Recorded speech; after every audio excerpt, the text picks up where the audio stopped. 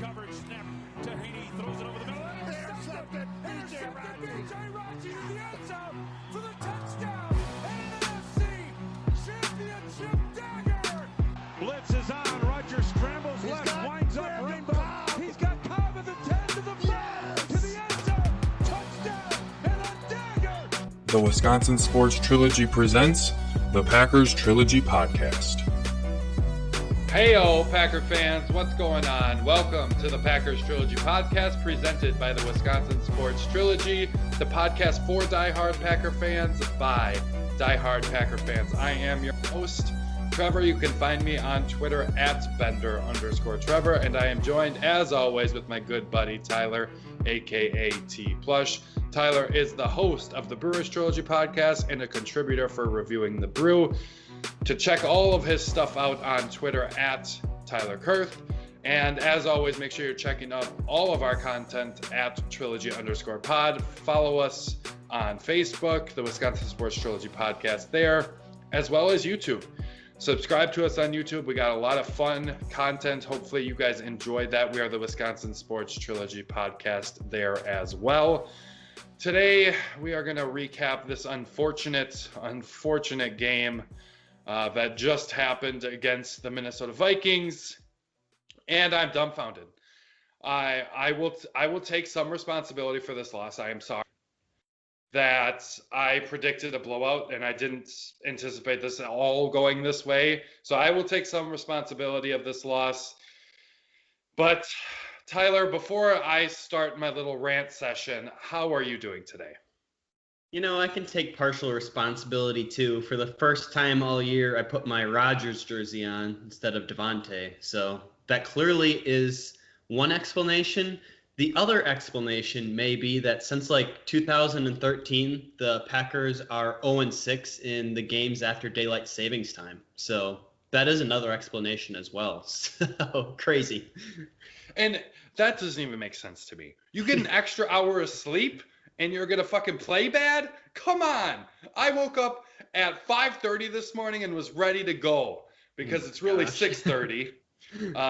I went back to sleep, don't worry. But I was just I was ready for the game. That to me is no fucking excuse because you get an extra hour of sleep and you're going to just play like ass. Granted, the offense played well for the first half, but then in the second half they played like shit.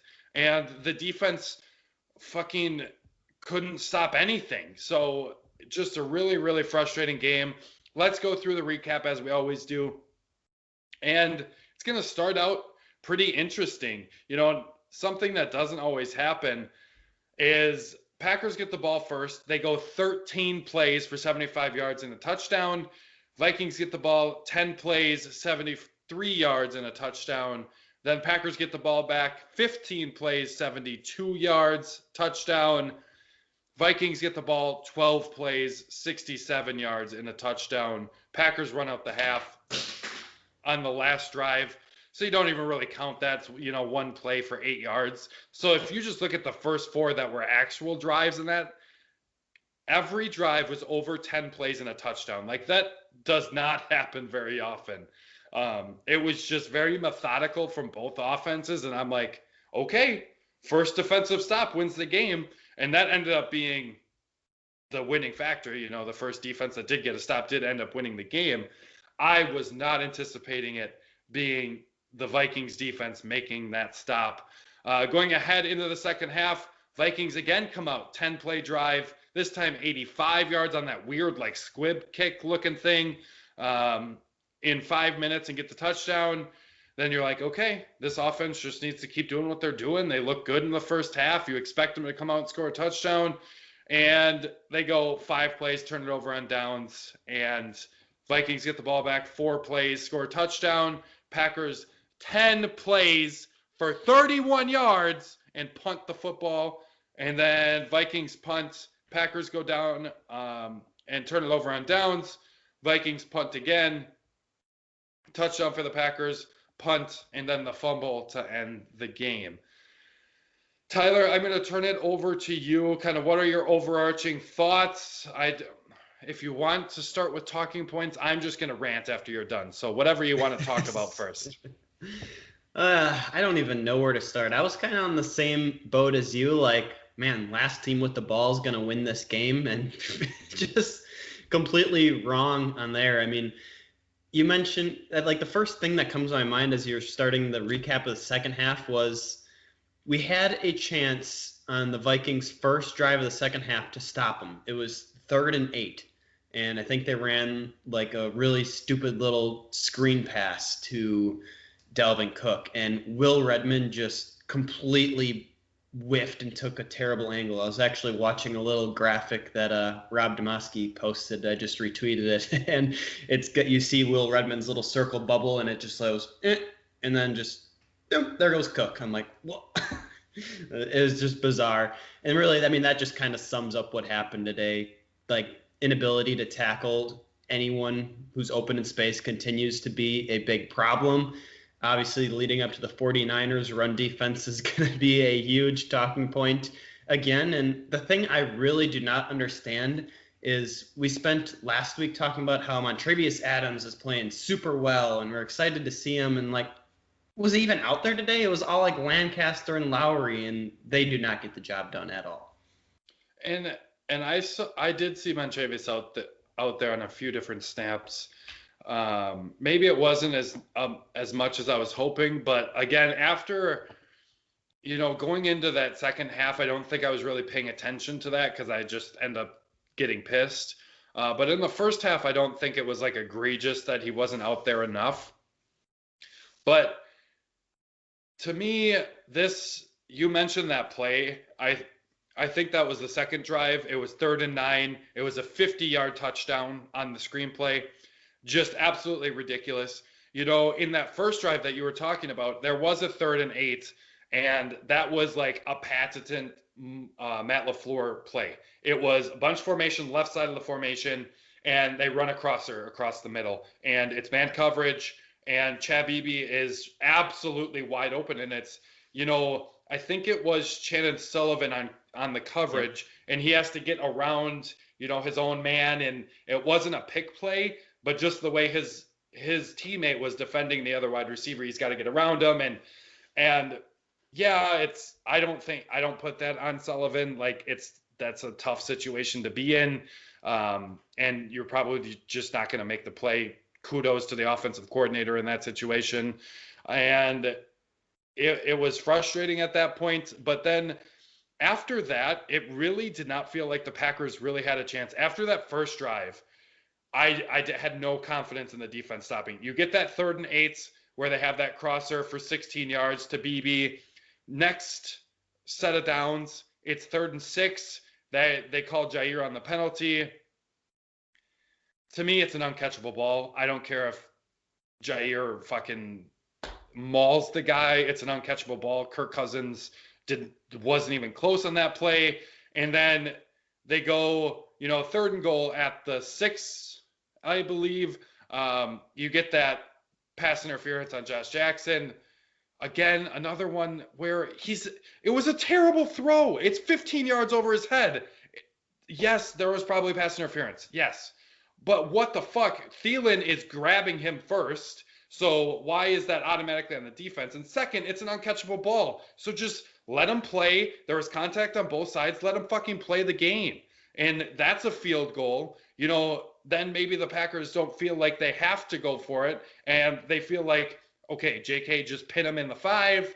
And maybe that changes. They run a screen, and maybe this time someone makes a play and the Packers get the ball back at, the 45-yard line instead of the Vikings up 2 touchdowns at that point. So to me, it was frustrating as a whole. You mentioned the tackling. The tackling was atrocious. And it's something overall that I haven't been worried about as for the whole season, but there's these 2 games where it's like, what the fuck happened? Like the Texans game, I was coming off of that, and I think I said on the preview podcast, I actually am starting to trust this rush defense and their tackling ability and all this stuff. And I just went through a video for Kamal Martin and Chris Barnes, and I will put that out probably Thursday this week, just with the weird week. I'll probably put it out on YouTube on Thursday. So make sure you're checking that out. But I was super excited, and I'm like, okay, just slow down Dalvin Cook early. Kirk Cousins won't be able to beat us. The offense will take over. They won't be able to run the ball in the second half, and it'll be game over. But when you can't tackle Dalvin Cook, and Dalvin Cook absolutely goes off and has a monster game, 30 carries. One, if Dalvin Cook is getting 30 carries, we're probably losing the football game.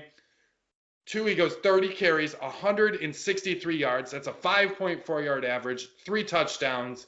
And then you add in his receiving, 2 receptions for 63 yards and a touchdown. He had 4 fucking touchdowns. He was the offense. Tackle Dalvin Cook, please. Learn how to tackle. You know, if the game would have gone reverse and like the Packers would have pulled this off, Vikings fans would just be going, just cover Devontae Adams, just cover him, because he had 3 touchdowns too, but just not enough yards whatsoever. And like the wind definitely did not play to the Packers' favor in that regard. Like you can't throw the ball as efficiently or as effectively. Like that one time where we had Tunyon wide open and he had to make that diving catch, like if there's no wind, he's going, I don't know how long that would have been. That was a touchdown by far, but he kind of had to lock it in there and play it safe. So obviously I'm not going to chalk all that up to the wind, but you mentioned the pass interferences. That one that got pulled back at the end of the game, just absolutely terrible. Mercedes Lewis got called for 2 different holdings. Jenkins got called for 1. Overall, the Packers have 9 penalties. And this is a disciplined team, so I don't really understand what happened. Was it this officiating crew? I mean, the Vikings had 7 penalties themselves. So officiating bad, the Packers played bad, and the fact we had a chance to win it at the end is just crazy to think about. Yeah, and you saw Matt LaFleur be aggressive in this game, and I think rightfully so. One, the wind was crazy. Then Mason Crosby's injury, you figured he was going to be aggressive. And so my girlfriend was up with her sister doing like shopping for bridal dresses or something, whatever. And so I went up there to save my girlfriend's future brother-in-law, and we watched the game together. We went out to the local brewery and, did a good job of social distancing, wearing a mask when we weren't drinking, all that kind of stuff. And we were talking, and it was just like, I don't understand what the hell happened. Like, what happened at halftime? And then, he was like, okay, the Packers score in the 4th quarter to bring it within, it was 8 at the time. It was 20-28. And he's like, you have to go for it. And I'm like, yeah, the way you're playing, you kind of have to play for the win here, right? You go for 2, you don't get it, you get a second opportunity. If you score your next touchdown, you get that too, 50%, you feel pretty comfortable about that in the NFL. I think the average is slightly above 50%. So you feel pretty comfortable with that, and they get it. And I'm glad they reversed it, because pretty clearly I thought, even in live time, we both were like, oh, that's a touchdown or 2 points. And I think that was the right call. But how did you feel overall about Matt LaFleur and his play calling and his decision making in this game? I think it's easy to evaluate the first half, right? Swervin Urban was back. We ran the same action with him. I don't know, if you go back and watch it, probably at least 15 times this game. He only got it a couple times. Of course, he dropped one right away, and then Rodgers underthrew him a second time, whatever. So I like the action that they brought, and obviously I like the first half balance. I also like the aggressiveness. I mean, what did we go for it? 5 times on 4th down here in this game. 3 times we convert. I really liked the play action one where he found Sternberger just across the sticks. I think that was in the first half. That was probably first my favorite. Drive. Yeah, I think that was drive. 4th down, first drive. Yep. Yeah. That was probably my favorite 4th down play call there. But I don't know. The announcers did a good job of kind of pointing it out that as it seemed like the Packers were, getting kind of desperate and looking to throw the ball more downfield, there was just no options underneath. There was no safety valves. Everyone was running, 15, 20 yards plus, and you got Rodgers back there, just waiting for somebody to get open, and you don't have a running back to throw it to. You don't have anyone streaking across the field. So it felt like when we were getting, I'm going to call it desperate, we just kind of stopped doing the things that work so well, which might be why we just can't ever respond to adversity. We think we just have to get them all back at once, which is not the case. Yeah, and especially in that third quarter, like it really did not make sense of what was happening because, as you mentioned, it's not like it was egregious how far they were down or anything like that. And you look, okay, Vikings go down, score on their first drive. You get a turnover on downs. Okay, fine. Vikings go down and score again. It's 28-14, but it doesn't feel like the game is over at that point. You get the ball still in the third quarter. You actually move the ball. You get a fourth down in that drive, and you're like, okay, we can do this. And then, you get that first down on that 4th and 3. So that was the 1-2 EQ that he actually caught on 4th down. That got 12 yards on the 4th and 3. Then it's 1st and 10 at the Minnesota 32. You get handed off to A.J. Dillon for 3 yards. Penalty, Elton Jenkins holding. And so that enforces that to the 42 of Minnesota, 1st and 20. Pass short right to A.J. Dillon for 8 yards. Penalty, holding on Lewis. And it's 1st and 30 at the 48. Rodgers takes a deep shot to Adams, misses. Rodgers scrambles to the right, ends up getting 2 yards. I thought he just needed to try to find someone to throw it to. He only got 2 yards on that play. Then it's 3rd and 28. You get that little dump off screen-ish type of thing to Jay Sternberger for 6 yards, who was dancing in front of 3 defenders when I thought he could have just dove forward and got an extra 4 yards. But that's just me. And then you have to punt. And it's execution. It's sloppy play. And I don't understand what happened. You come out in the second half, you're like, okay, this team is playing with us. We need to play better, and they play significantly worse. It was just a very strange game and something players just need to play better. And it's easy for me to say that sitting here, watching the game on TV and not being a part of it at all. And I always know I could never do what they do. I am a terrible football player.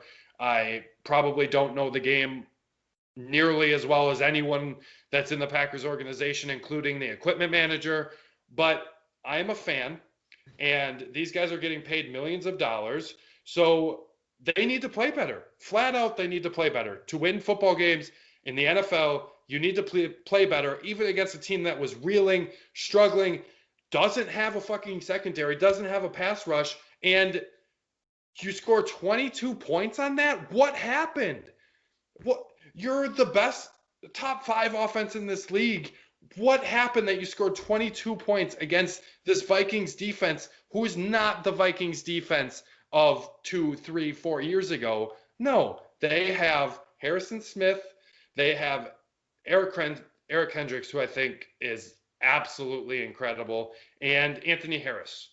Outside of that, who is really of note? Odenigbo, he's a fine player, but he's not good or great by any means. They got a couple rookies in the back end. Cam Dantzler, I really, really hope you're okay. That looked like a very scary injury. Thoughts and prayers to you. I really, really hope that he is okay.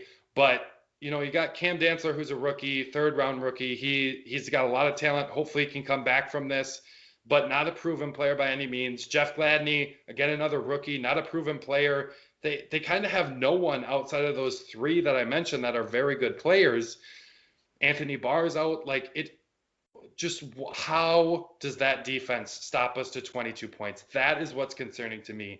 So when I think of, the play calling, Matt LaFleur's decision making, I don't mind any of that really in this game. I thought his play calling was pretty good throughout. There was times, like you said, Tyler, that I felt like you needed to stop forcing things and just do what you do. But for the most part, I kind of liked the game plan, the play calling. For the most part, it was just execution. And to me, that's still partially a coach's thing. The players need to go out and execute, but you need to get these guys ready for these big games. You come off a bye against Tampa Bay, look like ass. You come out in this game, Vikings are off a bye, so they're probably going to play well going against the Packers, trying to play a little bit of spoiler, knowing that they don't have much of a chance this season, knowing that the Packers have San Francisco on a short week on Thursday night. You want to go out and win this football game and at the very least look good in this game, and they did not in the second half at all. And that was what was really frustrating to me.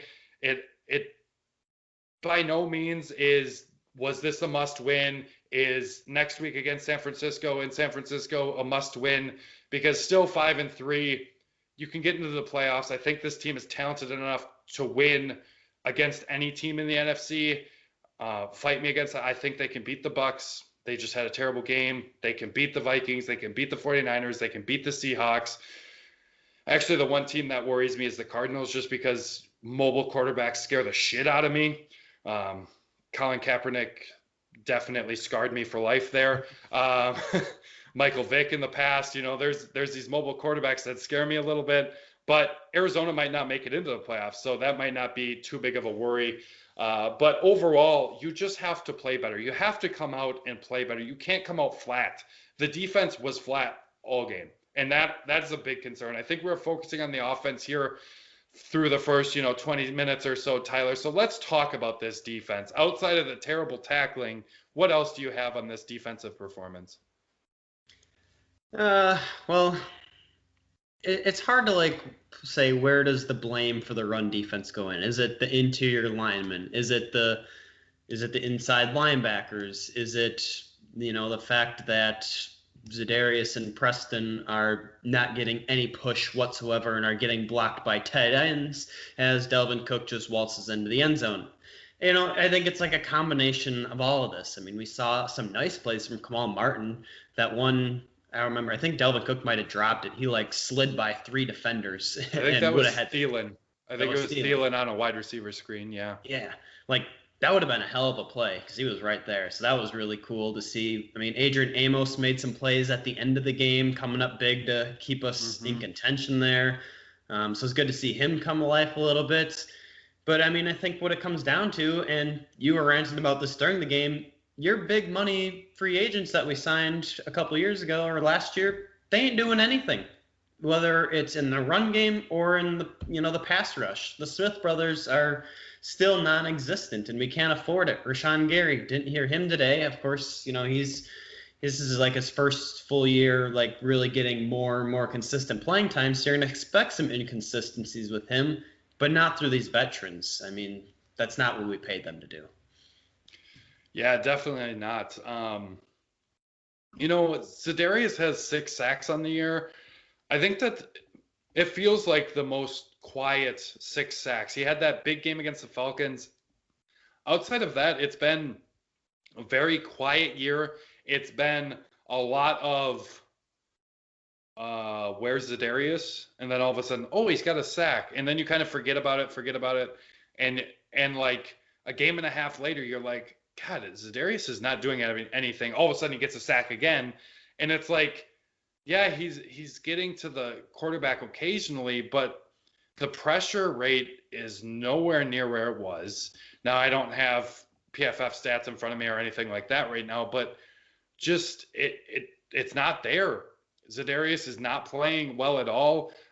Scott mentioned, because I kind of dogged Za'Darius during the game, Scott mentioned, Preston hasn't done much either. And I think Preston is being asked to do a little bit more. That I think the dropping back into coverage thing was a little bit overblown, but I do think they're having him be more, responsibility sound, gap sound, worry about setting the edge, making sure your gap's covered. And then if you realize, okay, it's a pass, okay, now go get the quarterback.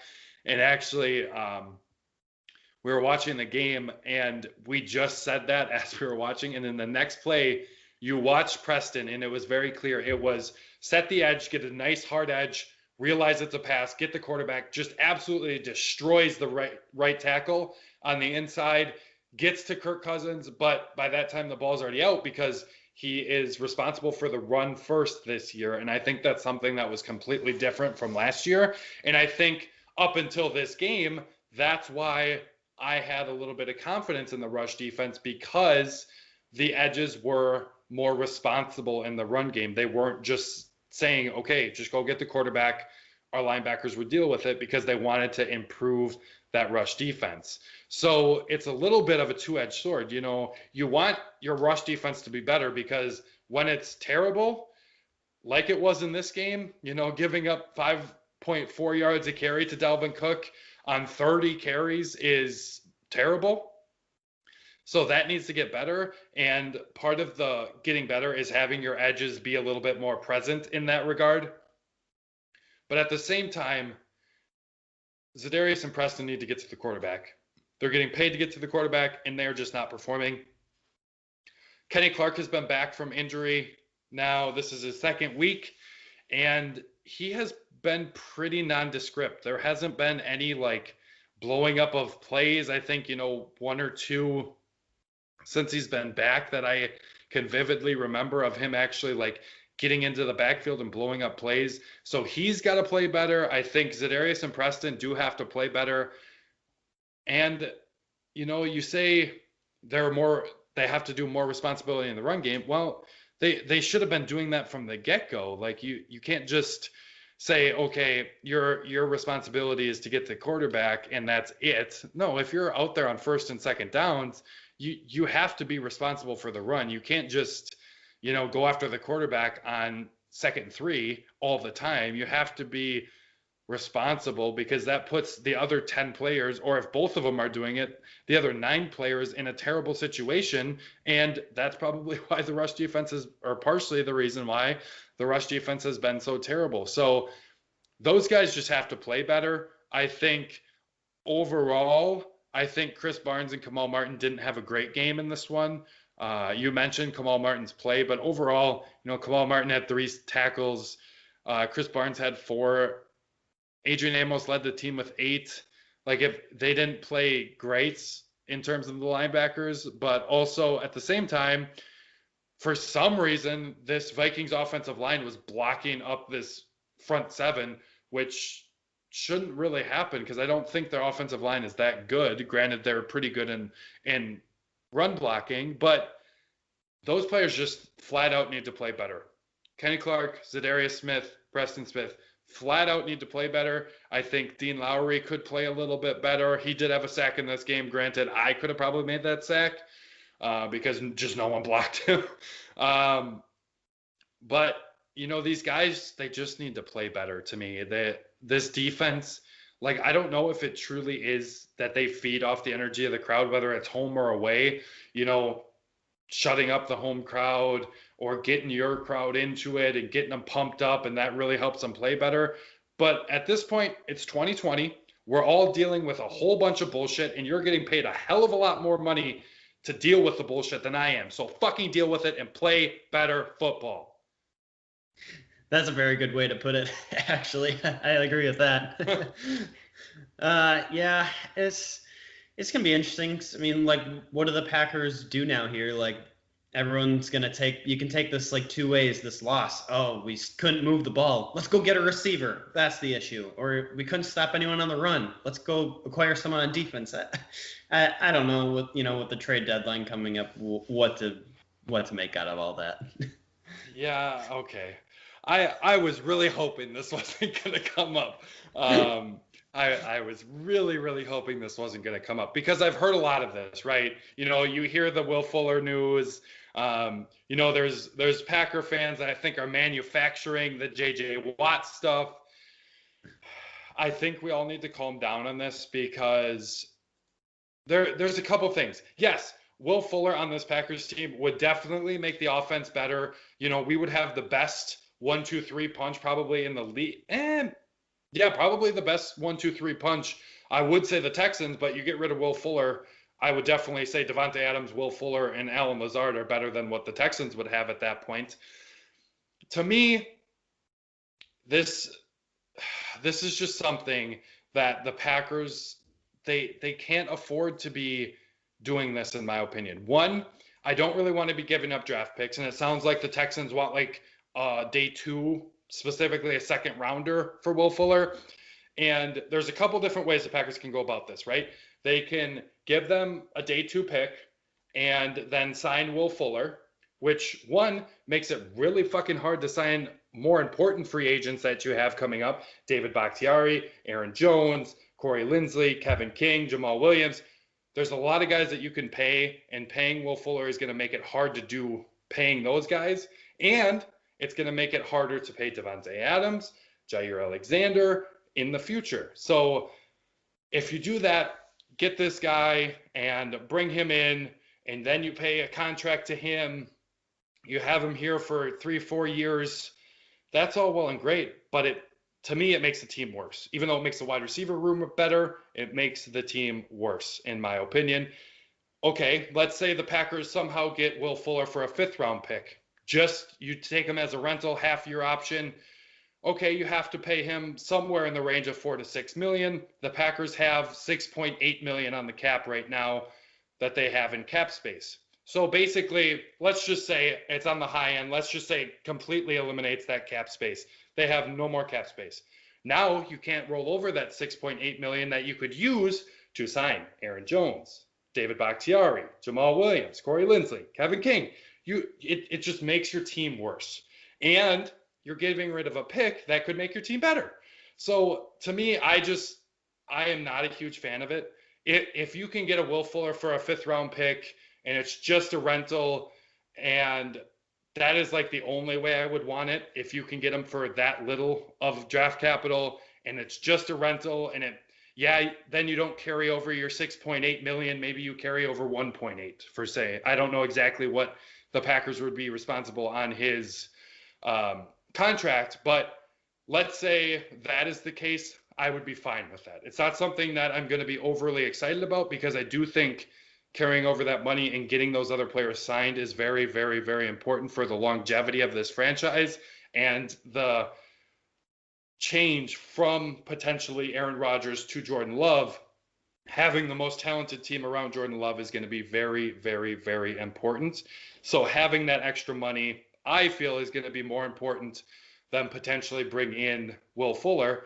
Now, Brian Gutekunst says, I think we bring in Will Fuller, and that makes us, that's our one guy. That's our one guy away. We can get into the Super Bowl and maybe win one. If that's the case, if Brian Gutekunst truly thinks that, then to me, it's more of a rental option. To me, I don't think it makes a lot of sense to bring him in the long term, because I think it hurts the longevity of this franchise, of this team moving forward, because it really limits what the Packers are going to be able to do and who they're going to be able to bring back.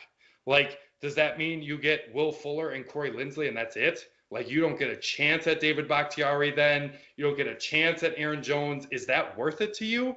To me, it's not. To me, I would much rather have David Bakhtiari and Aaron Jones than Will Fuller.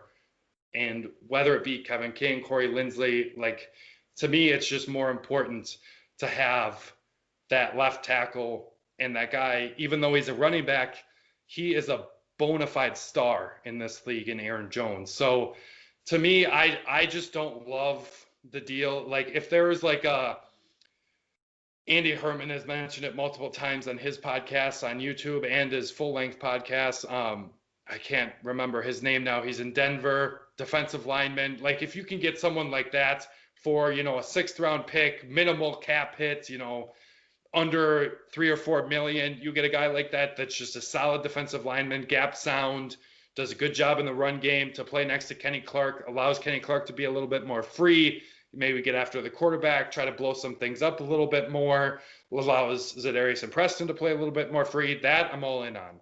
But for me, a big splash in the trade deadline, one, it's the Green Bay Packers. The Green Bay Packers, it's not going to happen. Two, I just don't think I don't think it's the right play. I don't think it's very prudent for the Packers to be doing that. Tyler, do you have anything else on this game and or the trade deadline? Do you completely disagree with me? No, I do not disagree with you. You kept mentioning Jones and Bakhtiari, both of which did not play today, so I think that is also important to remember when we're evaluating this game. But yeah, like it's easy to cook up, all these trade ideas and not think about the implications that you just rattled off. And I'm not sure if because I know if I know there's a big financial benefit if we cut ways with Billy Turner after this year. I know we can, free up a lot of extra money. I do not know what it is with the Smith brothers, if that's the same case, because if you told me right now, and we're just, not going to bring them back to bring some of these other guys back, like Bakhtiari, Lindsley, all that, I'd be like, okay. But of course, there's a lot of football season left, so they could start playing well, and my thought process could completely change. But if they continue to struggle and we do bring in someone during the trade deadline, I think that would be something to monitor next offseason, especially if the Smith brothers keep playing or not putting up good numbers. Yeah, I would definitely agree with you there, Tyler. I'm just pulling up some of the numbers here that you were asking about. Billy Turner, the out in the contract would be after this year, and it would leave a $4.5 million dead cap on the books, and that would basically save you, $3.5 or so million on the books for Billy Turner's contract. Preston, the out is actually an $8 million dead cap, but the cap hit that he would have on the team is a $16 million. So that saves you $8 if you're going to be cutting Preston Smith. To me, I still think Za'Darius is too good to cut. So I don't even know if I want to mention his numbers, but I believe he did have that potential out, that it makes sense to potentially get out of the contract at that point. So yeah, the contract situation, and this is something we can definitely get into more often in the off season and talk about that a little bit more. But to me, Billy Turner is playing well enough and his versatility is good enough that you're okay paying $8 million the next 2 years, about $8 million the next 2 years to him, because at the very least, he is a great insurance policy because he can play pretty much anywhere outside of center probably. So he is very valuable, and I feel like, $3.5 million is the difference. I don't know if it's worth it. Maybe the year after that they can get out of it, and then the savings is closer to $6 million. Then it might make a little bit more sense. But Preston definitely is an interesting one if they feel, they need, let's say they want to sign 3 of those big 5 free agents. Let's say, just for argument's sake, it's Corey Lindsley, Aaron Jones, David Bakhtiari. And the difference of keeping Preston would mean you lose, say, Corey Lindsley. What would you prefer? Would you rather have David Bakhtiari, Aaron Jones, and Preston Smith, or David Bakhtiari, Aaron Jones, and Corey Lindsley? That could be something that is that big of a difference, because Corey Lindsley probably going to command, around $8 million or so. And that's the savings you get from Preston Smith. So that could be something to look forward there. It's definitely, there's a lot of things going on in the cap hit, and it'll be exciting to look at what actually happens. If anything happens, we will definitely get into, if the Packers actually do make a move. We'll talk about it on Wednesday. We're going to come out with a podcast rather than Thursday, since we will have the Thursday night game against the 49ers. Be on the lookout for that, because we may have a special guest on for that preview podcast. So make sure you guys are being on the lookout for that podcast. Again, that will be on Wednesday this week because of the short week. And, maybe it's just going to be a 49ers talk and probably bring up this terrible performance against the Vikings. But maybe there is a move that Brian Gutekunst makes. Maybe it's something small, like Seth Roberts. I don't think we talked about Seth Roberts on this show at all yet. Probably because I don't think he's going to make an ultra big impact, especially with Alan Lazard coming back soon, which hopefully them holding him out today means maybe we can get him back for the San Francisco game. If not, having another mini bye, getting him back the following week could be very good for this offense. And that's going to be it for us. Like I said, make sure you're checking out our podcast this week on Wednesday because we are planning to have a special guest. So make sure you check that out.